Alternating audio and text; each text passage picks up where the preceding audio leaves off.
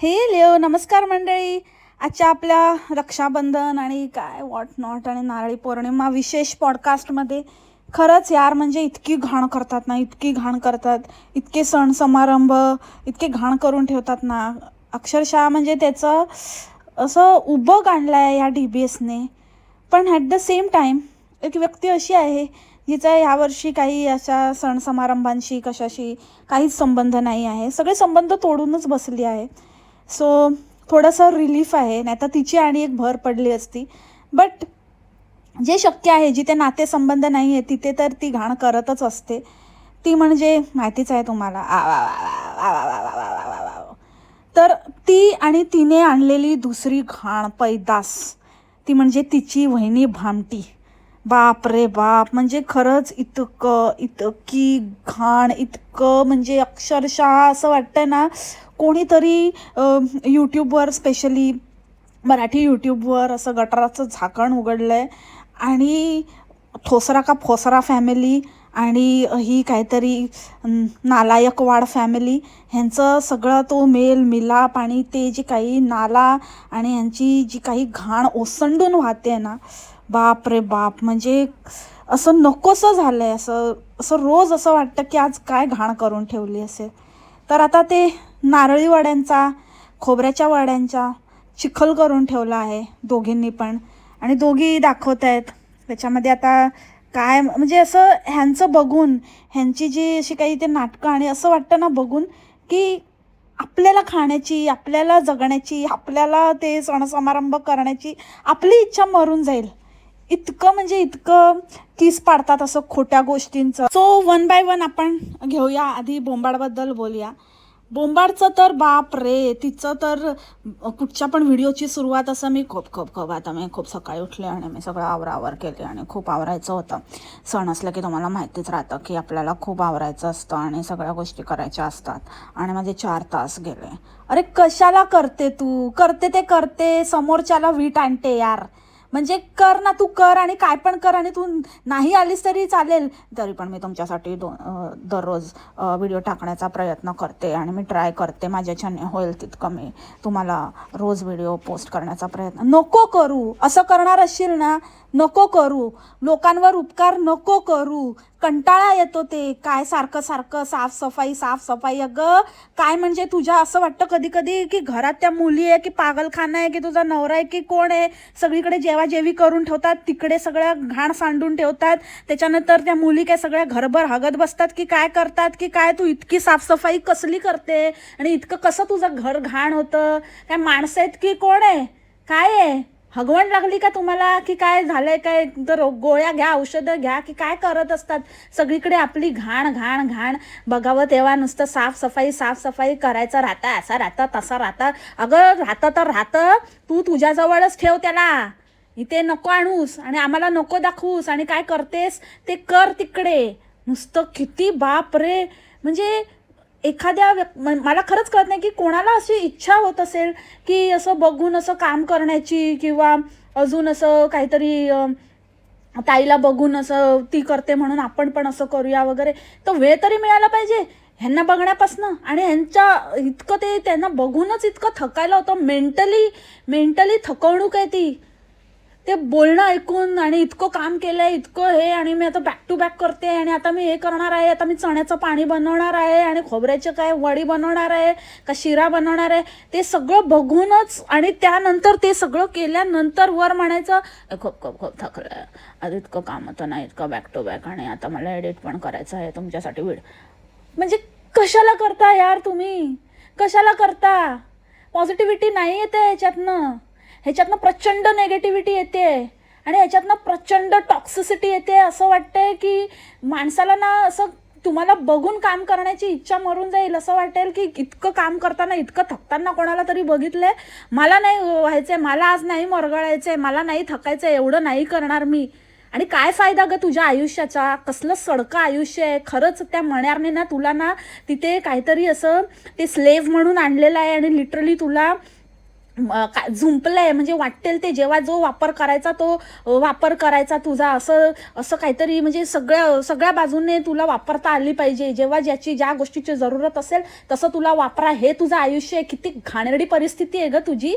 शी.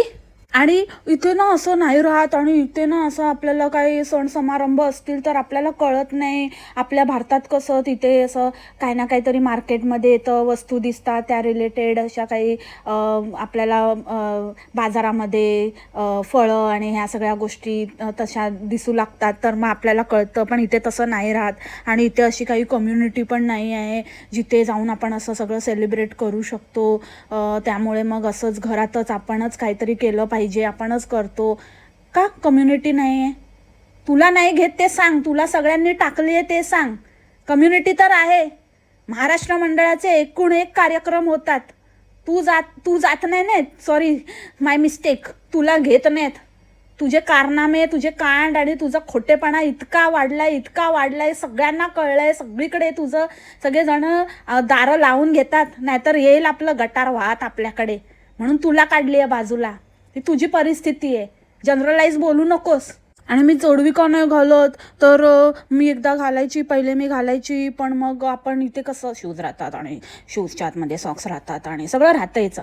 सॉक्सच्या आतमध्ये जोडवी राहते. तर एकदाच मी अशी घातली होती आणि तेव्हा मला इतकी लागली ना ती शूजच्या आतमध्ये, सॉक्सच्या आतमध्ये इतकी लागली की मला ना खूप मोठी जखम झाली. आणि ती जखम बरी व्हायला खूप खूप खूप दिवस लागले. खूप खूप दिवस लागले. त्याच्यामुळे म्हणून मी तेव्हापासून घालणंच सोडलं. अगं मूर्ख बाई, जर आपल्याला लागतंय आतमध्ये, आपल्याला जेव्हा शू बाईट होतं तेव्हा आपण काही ना काहीतरी करतो ना, किंवा आपण बाहेर असेल आणि अचानक व्हायला लागलं तर आपण बँडेड वगैरे घेऊन लावतो की नाही. मग तसंच जर जोडवी लागत होती तर तू काय चालत होतीस की काय करत होतीस, की तुला कुठेच असा वेळ नाही मिळाला ते शूज काढून, की असे कसे काय लोखंडी शूज घालते, लोखंडी पार्वता मान्य की ते काढू नाही शकत एकदा चढवल्यानंतर. काढायचे ना. असं तर आम्हाला पण लागतं, पण ज्या शूजमध्ये लागतं त्या शूजमध्ये जोडवी काढून ठेवतो, परत घालतो. ज्याला घालायचं तो घालतो, आणि ज्याला काढायचं त्याला नाही घालायची. उगाचच लोकांनी सांगितलं आता काही कॉन्टेंट नाही म्हणून काही फेका मारत येऊ नकोस की मला लागलं आणि खूप खूप खूप मोठे जखम झाले. कधी झाली तुझ्या जखम? त्या मण्यारच्या झाली आहे जखम, त्याचं तर चांगली बरी करत असतेस जखमला मलमपट्टी. मग ते बरोबर चालतं.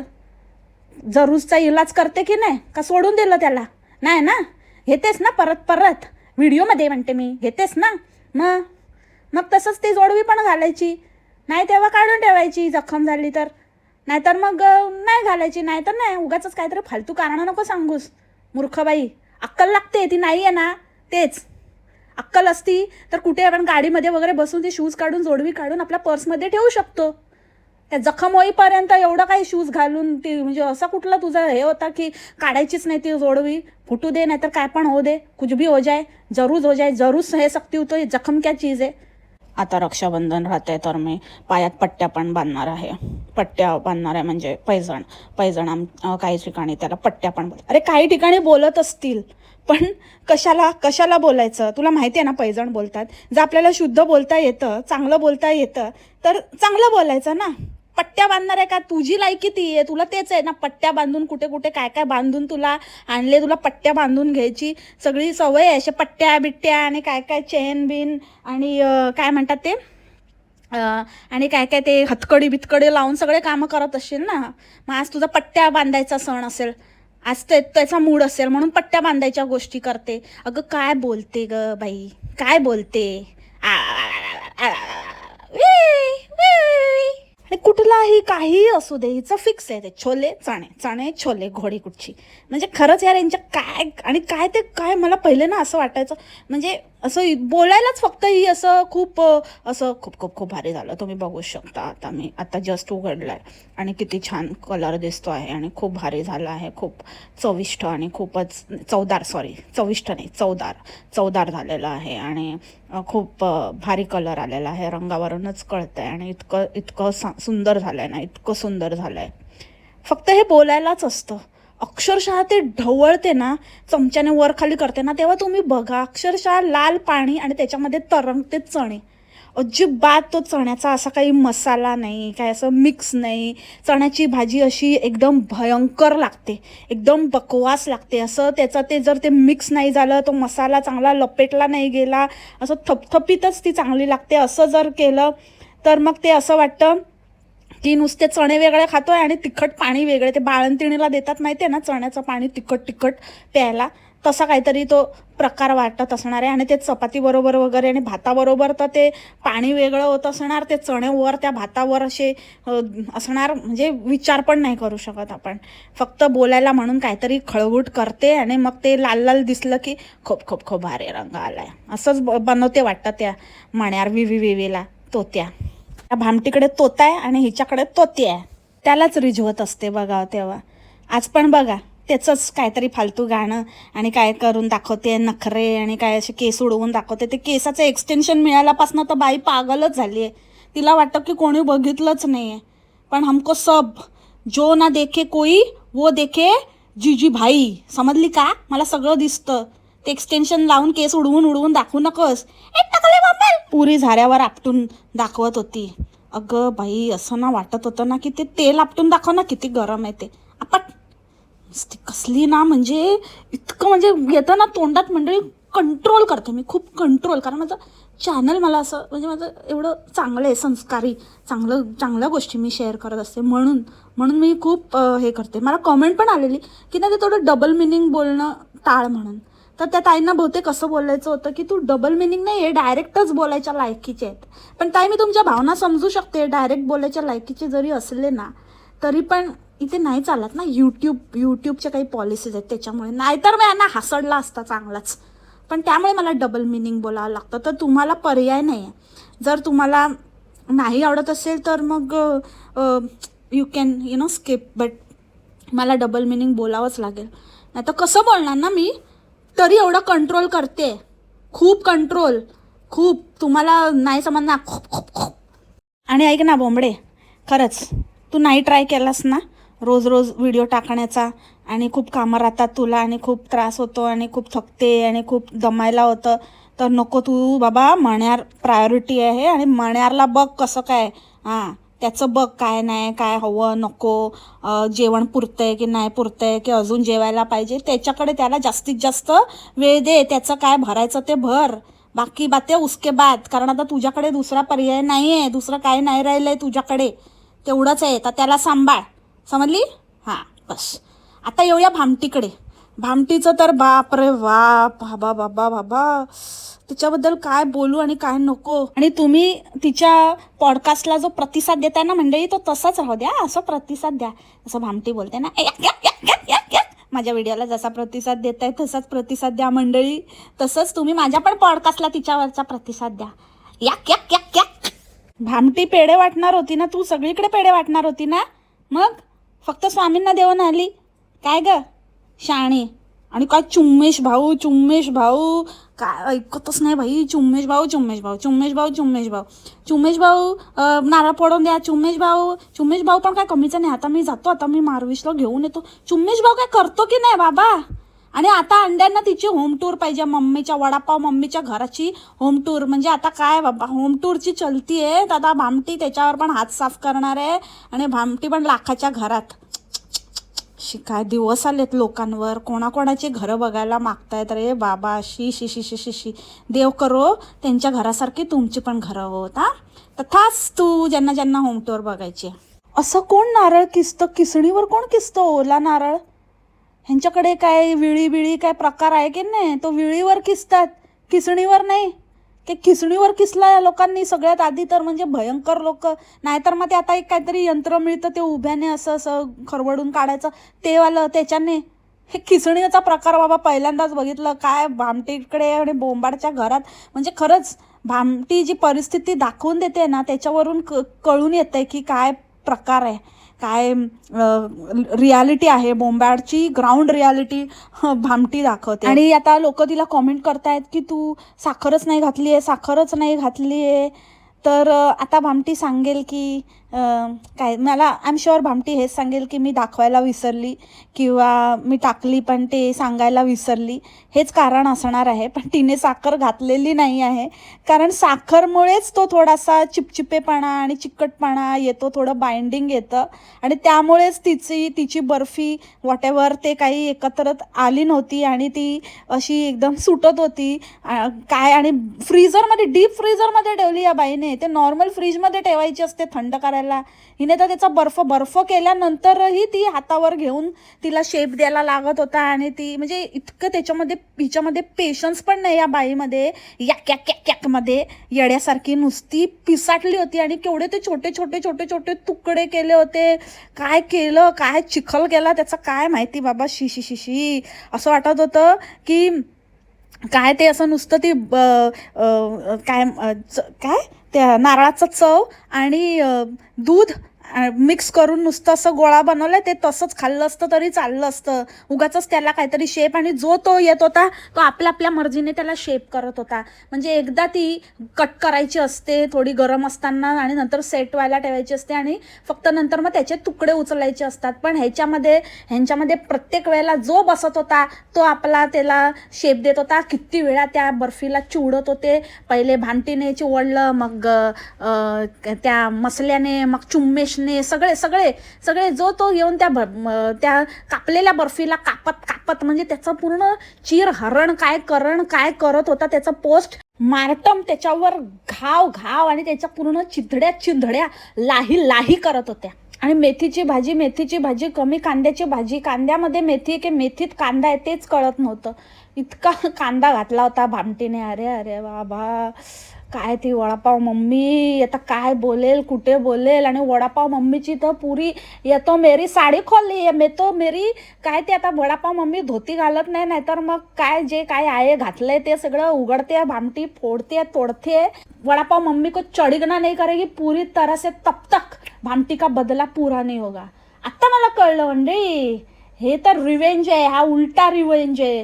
म्हणजे जैसा अपने को दिख रहा है ना वैसा नहीं है. आपण म्हणतोय की अरे भामटी असं कसं विसरली, भामटी वडापाव मम्मीच्या गेम करायच्या फिरातमध्ये फुल ऑन. भामटी बघा कसा आता उलटा गेम करते की नाही. हिचे असे ना बघा कसं वडापाव मम्मीचं तोंड आलेलं. मम्मींनी ते आता आम्ही नारळ द्यायला पण चाललोय. हो ना मम्मी, नारळ द्यायला ते मम्मींनीच मागितलं होतं, आमचं काम झालं ना त्याच्या बदल्यात. अरे क्या बोल रही है, मेरी चड्डी खोल रही है. म्हणजे बोंबाड बघ यार. तुझं वाटोळं व्हावं किंवा जे पण काही आहे ते काही काम त्यांचं व्हावं आणि तुझा पिट्टा पडावा ह्यासाठी चक्क तुझ्या आईने 90 मागितलं होतं तुझ्या अगेन्स्ट. Oh my God. अरे बापरे. शी भामटी, ये क्या पोल खोल दी तूने भामटी. असंच करून आता फोन बिन आला असेल फुल ऑन. मस्त रक्षाबंधन एकदम जोरात फुल ऑन चाललं असेल, एकदम जोरदार रक्षाबंधन झालं असेल, तिकडून आला असेल. अरे तूच आहे म्हणजे माता, तुमसे ये नहीं मैंने सोचा था, असं बोंबाडचं झालं असेल. एवढं मवाळपणे बोलली नसेल मंडळी. फुल आहे ना माता की माँ, बहन, मावशी, काकी, तात्या एक कर दिया होगा, मजा आया होगा. फुल ऑन. शी म्हणजे खरंच यार, इतके वाईट दिवस. इतकं कसं काय कोण वाईट असू शकतं. आपल्या मुलांसाठी असं वाईट चिंतून त्यांचं काहीतरी, त्यांच्यापासून पिच्छा सोडावा आणि म्हणून काहीतरी असं व्हावं, म्हणून ते आपलं काम व्हावं म्हणून आपल्या मुलांच्या अगेन्स्टच काहीतरी 90 बोलून आणि ते 90 फेडायला पण जाते. अरे शी बापरे. म्हणजे किती ना गईगुजरी असेल ही मुलगी म्हणून. Oh my God. पण किती काही असू दे यार, पण असं कोण आपल्या मुलीला हरवून आपल्या जीत का जशन मनवतं, स्पेशली आईबाप. शी भामटी, जास्त उडू नकोस, तुझा पण गेम होऊ शकतो. म्हणजे काहीच खरं नाही यांचं. कोण कोणाचा कधी काय करेल ना समजणार पण नाही. काम तमाम फिनिश. आणि हे काय आता रोजच आपलं त्या भयानक जेवण स्वामींना देत असते. म्हणजे अरे आम्ही म्हणतो की देवाला काही चालतं गुळ साखरेचा, पण खरंच रे बाबा देवाला गुळ साखर पण चालेल, पण भामटे खतरनाक नैवेद्य दाखवत जाऊ नको. आणि उगाचच म्हणजे देवासाठीच देवाला सोड रे बाबा, कशाला नैवेद्य काय. आणि नैवेद्य दाखवताना गायत्री मंत्र कोण बोलतं. एक काय नवीनच काय म्हणजे कोणाचे नखरे. आता ही वडापाव मम्मीचं काय नखरे बघावेत तेवढे थोडे, आणि भामटी त्याच्यावर नाही आणि आता मिठूला गायब केला वाटतं, सोडला वाटतं पप्पाकडे. काल मी बोलली ना, आयडिया दिली की मिठूला पप्पाकडे सोड, पप्पा असं रडत होते ना, म्हणून आज परत पप्पा रडत होते. अरे काय पप्पा, तुला सोडला तरी प्रॉब्लेम, नाही सोडला तरी प्रॉब्लेम, मिठू आला तरी प्रॉब्लेम, नाही आला तरी प्रॉब्लेम, काय पण रडत असतात. त्याच्यावर येते मी नंतर, त्याच्यावर मला स्पेशली बोलायचं आहे. म्हणजे तर मी आता हां, आपला काय विषय चाललेला तर ते नैवेद्य वगैरे. बरे हॉरिबल, माफ करा यार त्या देवाला, चुकून म्हणजे असं काहीतरी प्रथा बिथा कोणीतरी पाडली. नको नको हां, तुम्ही त्यांना गुळचणेच दाखवत जा, ते खुशी खुशी खातील. भामटीने काही केलेलं वगैरे दाखवायला जाऊ नका, डेंजर. आणि ते केंद्राचं बाप रे, म्हणजे कसली हॉरिबल माणसं आहेत. ते गेले, इतका लेट गेले, इतकं आम्ही स्वामी सेवेकरी. मग तुम्हाला माहिती नाही सेवेकरांना की किती काय वेळ आहे, काय टायमिंग आहे. स्वतःच्या ह्याच्याने गेले, वर तोंड करून ही वडापाव मम्मी अशी खाणार आहे ना, आय स्वेअर सांगते मी तुम्हाला, अशी धुणार ना मी. माझी तर फुल ऑन म्हणजे ना नजरेतच घुसली आहे ती आता नुसती. काय तर मी यांना केंद्र उघडायला लावलं, यांना म्हटलं चला चला. मला आधी वाटलं की काय घरी घेऊन जायला म्हणजे बोलते त्यांना की मी भेटल्या. तर मी यांना म्हटलं चला चला चला चला चला, मी चला चला चला केंद्र उघडा असं मी त्यांना म्हणाली. आम्हाला हे दाखवायचं आहे, आम्हाला, आम्ही पेढे घेऊन आले, आम्हाला नारळ द्यायचं आहे. अरे का नोकर आहे का तुमचे?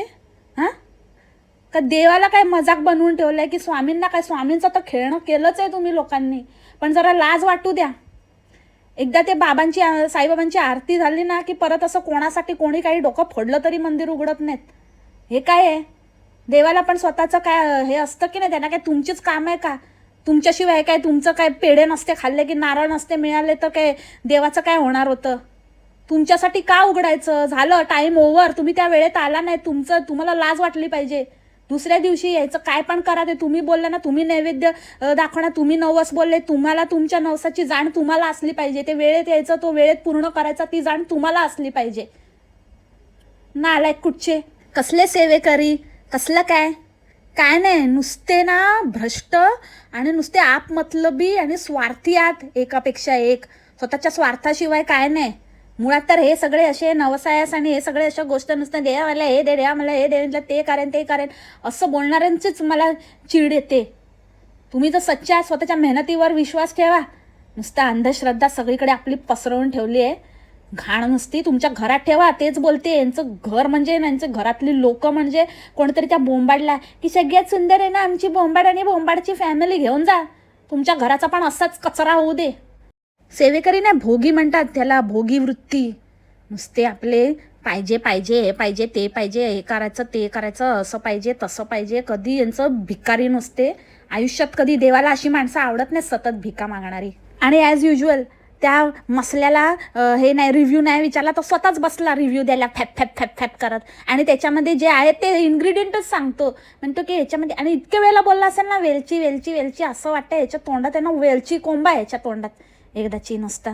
त्याच्यात दुसरं काय नव्हतंच सांगण्यासारखं. आणि ते पण एक प्रूफ आहे की जर व्यवस्थित गोड वगैरे तर आपण सगळ्यात आधी बोलतो की आणि मस्त अशी एकदम परफेक्ट गोड झाली आहे. जास्त पण गोड नाही झाले, पण गोडाचं अजिबात त्यांना नाव नाही घेतलं. जेवढं जे इन्ग्रेडियंट्स त्याच्यामध्ये होते तेवढंच नावं घेतली की ते वेलची, खूप छान वेलचीचा छान सुगंध येतं. आणि ते ड्रायफ्रूट घातलं, ड्रायफ्रूट ते पण चांगलं लागतं. मध्ये मध्ये त्याचं चव येतात. आणि ते खोबरं आपण जे किसलं आणि ते जे दूध घातलं तर त्याची टेस्ट येते. तर जे हेच इन्ग्रेडियंट्स होते आणि त्याचीच टेस्ट त्याला येत होती. तो येडा बरोबर सांगत होता, फॅप फॅप फॅप फॅप.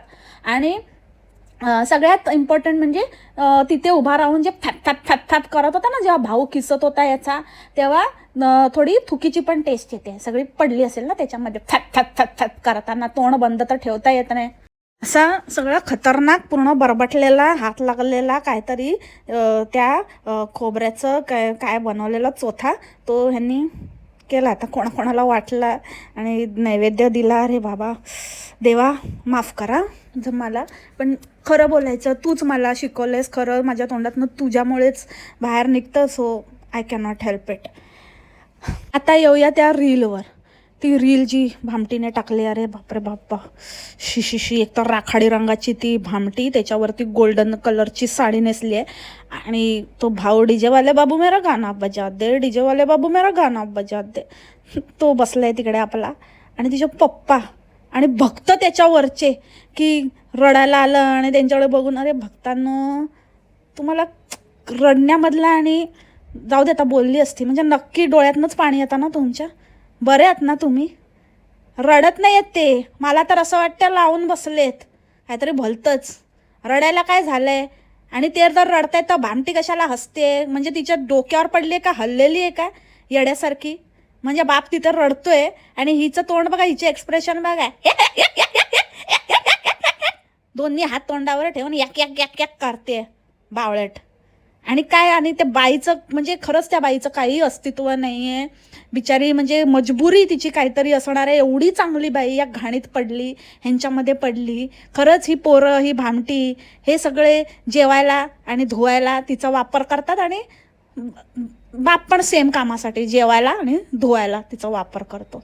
हे वेगळं जेवायला, तो वेगळं जेवायला, आणि ते पण जेवायला, म्हणजे सगळंच जेवाजेवीपासून ते जेवण करण्यापर्यंतचं हेच त्या बाईचं म्हणजे हे करून ठेवलंय. त्याचसाठी तेच काहीतरी कमी पडत होतं म्हणून तिला जेव्हा दर्जा देण्याची वेळ येते तेव्हा मात्र ते नाही.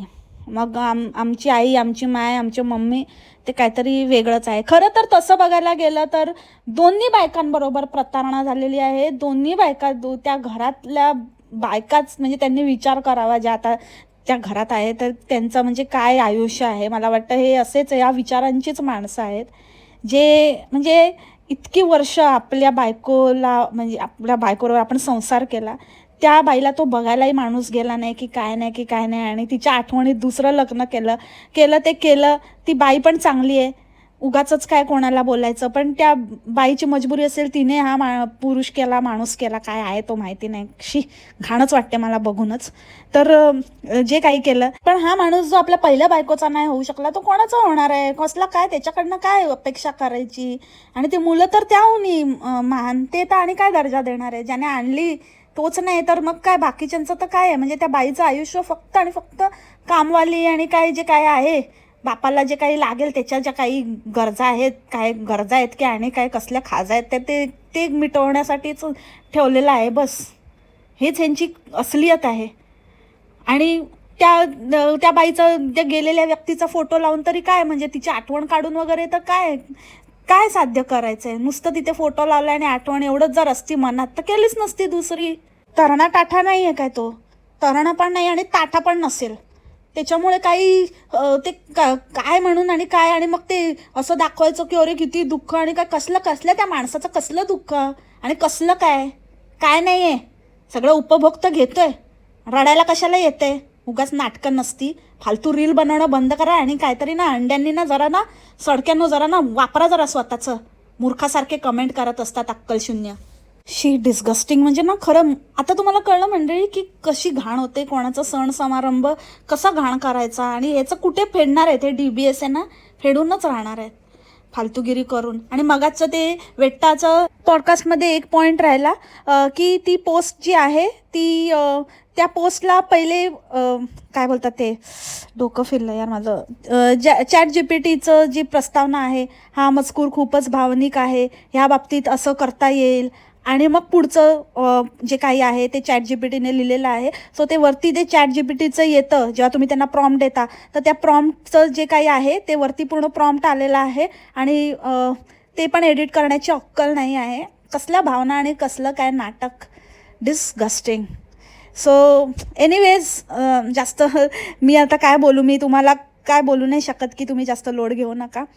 ते आपसुकच आपलं डोकं फिरतं कारण आपल्याला खोटेपणाची चीड आहे. But anyways, rest of the day enjoy your rest of the day, आणि I hope you all enjoyed Rakshabandhan. आणि भेटू आपण उद्या नवीन पॉडकास्टसोबत. तोपर्यंत खा प्या, मस्त राहा आणि स्वस्थ राहा, आणि happy Rakshabandhan once again. Bye. मासलामा.